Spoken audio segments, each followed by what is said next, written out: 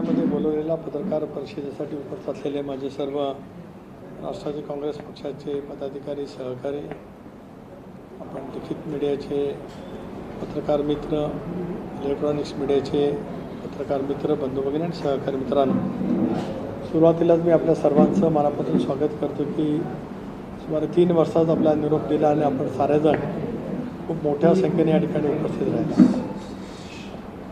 आपल्याला माहिती आहे की गेल्याच आठवड्यामध्ये पत्रकार परिषद घेत राष्ट्रवादी काँग्रेस पक्षाचा 27वा वर्धापन दिन,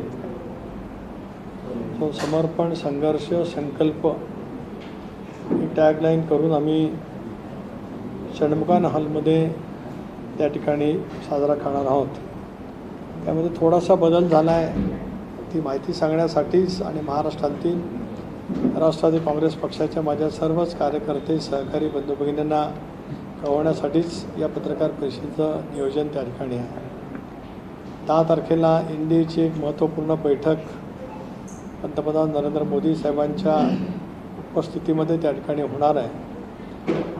देशभरातील एनडीएचे सर्व घटक आणि त्या घटक पक्षाचे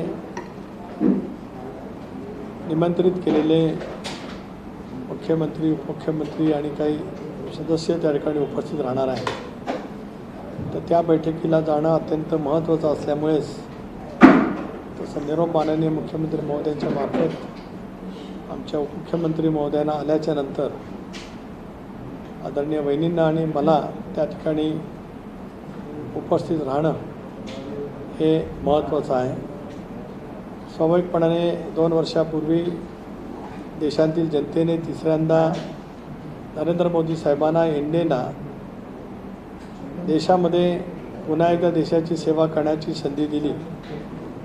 सलग 3 वेळेला संधी मिळाल्याच्या नंतर देशाची प्रगती, देशाचा विकास, जगभरामध्ये युद्धाचं सावट असतानासुद्धा आपल्या देशाच्या प्रगतीमध्ये तितक्याच प्रमाणामध्ये त्यांनी केलेली वाढ, अशा वेळेला या 2 वर्षपूर्ततेचा एक आढावा किंवा एक बैठक एनडीएची त्या ठिकाणी आहे. स्वाभाविकपणाने दादांच्या नेतृत्वाखाली आम्ही एनडीएमध्ये सहभागी होण्याचा निर्णय घेतला आणि त्यानंतर 24च्या लोकसभेच्या निवडणुकीच्या नंतर मी त्यावेळेला सगळेजण एनडीएच्या बैठकीमध्ये सहभागी झालो होतो. अशा वेळेला मोदी साहेबांचा गौरव तर आहेच, पण एनडीएच्या भक्कमपणाने देशामध्ये अतिशय उत्तम पद्धतीने एकसंघपणाने जी वाटचाल करते आहे, त्या पुढील वाटचालीचं सुद्धा कदाचित मंथन त्या बैठकीच्या माध्यमातून त्या ठिकाणी असू शकतं. आणि म्हणूनच राष्ट्रवादी काँग्रेस पक्षाचा 27वा वर्धापन दिन 11 तारखेला दुपारी 2 वाजता षण्मुखान हॉलमध्ये, म्हणजे जिथे नियोजित केला होता तिथेच, फक्त 10च्या ऐवजी 11 हा त्या ठिकाणी होणार आहे. ही माहिती आपल्यामार्फत राज्यातील राष्ट्रवादी काँग्रेस पक्षाच्या माझ्या सर्व सहकाऱ्यांना कळावी, कारण दादांच्या दुर्दैवी निधनाच्या नंतर आम्ही तो वर्धापन दिन त्या ठिकाणी साजरा करतो आहोत.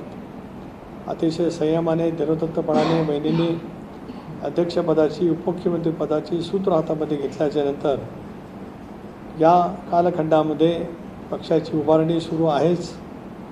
29चं उद्दिष्ट आमच्या सर्वांच्या समोर आहेच आणि 29ला सुद्धा एनडीए म्हणून आम्हाला निवडणुकीला सामोरं जायचं असल्यामुळेच मधल्या कालावधीमध्ये काही जिल्हा परिषदेच्या निवडणुका झाल्या, पण अधिक संख्येने राज्यातल्या जिल्हा परिषदेच्या निवडणुका त्या ठिकाणी व्हायच्या आहेत. आणि 50% आरक्षणाच्या संदर्भातला निर्णय सर्वोच्च न्यायालयातील आल्याच्या नंतर त्या संदर्भामधला जिल्हा परिषदेच्या निवडणुकीचा निर्णय राज्य निवडणूक आयोगाच्या मार्फत ऑक्टोबर-नोव्हेंबरला त्या ठिकाणी होऊ शकतो. त्यामुळे राष्ट्रीय अध्यक्ष, उपमुख्यमंत्री म्हणून बहिणींचा राज्यभरातला दौरा ही आम्ही नियोजित त्या ठिकाणी करतो आहोत. SIRचा कार्यक्रम आम्ही त्या ठिकाणी दिलेलाच आहे, पण त्याचबरोबर ती संघटनात्मक बांधणी म्हणजे बूथ लेवलपासून ते राज्यपातळीपर्यंत, राज्यपातळीपासून देशपातळीपर्यंत मजबूत करणं, पक्षाचा विस्तार करणं, याला अधिक प्राधान्य आम्ही सर्वजण देणार आहोत. पण आमचा 57वा वर्धापन दिन समर्पण, दादांच्या प्रती समर्पण, संघर्ष म्हणजे राजकीय संघर्ष नव्हे, तर विचार आणि विचाराचं मंथन आणि संकल्प म्हणजे उद्याच्या भवितव्यातील पक्षातील वाटचाल हा निर्धारासह आम्ही 11 तारखेला आता बदललेल्या तारखेसह त्या ठिकाणी करणार आहोत.